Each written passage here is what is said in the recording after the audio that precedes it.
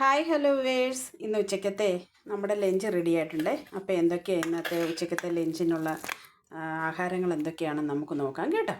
അപ്പം ഞാൻ ചോറ് വിളമ്പി. ഇന്ന് ഭയങ്കര മഴയായിരുന്നേ. ഞങ്ങൾക്കാണെങ്കിൽ ഇന്ന് കിട്ടിയെന്ന് പറഞ്ഞു കഴിഞ്ഞാൽ വളരെ ചെറിയ പൊടിമത്തിയെ 1.5 കിലോ 100 രൂപ.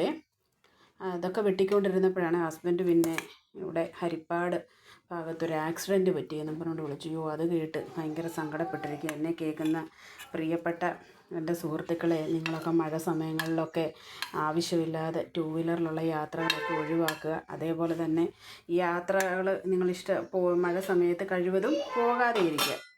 പിന്നെ ഈ മീൻ വെട്ടുന്നതിൻ്റെ സമയവും എല്ലാം കൂടി എടുത്ത് നമുക്ക് അധികം വിഭവങ്ങളൊന്നും ഇല്ല കേട്ടോ. പക്ഷേ എങ്കിലും ഇഷ്ടപ്പെടുന്ന രീതിയിലുള്ള കറികളാണ്. അപ്പം നമ്മുടെ ആ കുഞ്ഞു മത്തി പീര വെച്ച് ഞാൻ കേട്ടോ.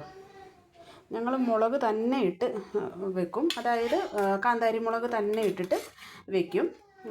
പിന്നെ ഇതിനകത്ത് ഞാൻ മുളക് പൊടി കൂടെ ചേർത്തിട്ടുണ്ട്, കാന്താരിയും ചേർത്തിട്ടുണ്ട് കേട്ടോ. നല്ല നെയ്മത്തിയാണ്. അപ്പോൾ അത് പീര വെച്ചിട്ടുണ്ട്. പിന്നെ ഞാനാണെങ്കിൽ 2-3 ചെറിയ മത്തി വറുത്തെടുത്തിട്ടുണ്ട്. പിന്നെ നമുക്കുള്ളതെന്ന് പറഞ്ഞു കഴിഞ്ഞാൽ ഒരു മാങ്ങ അച്ചാറാണ്. ഒഴിച്ച് കഴിക്കാനെങ്ങും ഞാനൊന്നും ഉണ്ടാക്കിയില്ല കേട്ടോ. കാരണം എന്ന് പറഞ്ഞാൽ ഞാൻ സമയം കിട്ടിയില്ല. ശരിക്കും പറഞ്ഞാൽ മക്കൾ ഇന്ന് ചെറിയ ഒരു നിർബന്ധമൊക്കെ ആയിരുന്നു രാവിലെ മുതൽ 2 പേരുമേ. അതുകൊണ്ട് പിന്നെ അതിൻ്റെ ഇടയിൽ പിന്നെ ഈ കുഞ്ഞുമത്തി കിട്ടി. അപ്പോൾ ഉച്ചക്കത്തെ വിഭവം എന്തെങ്കിലും ഉണ്ടാക്കണ്ടേ.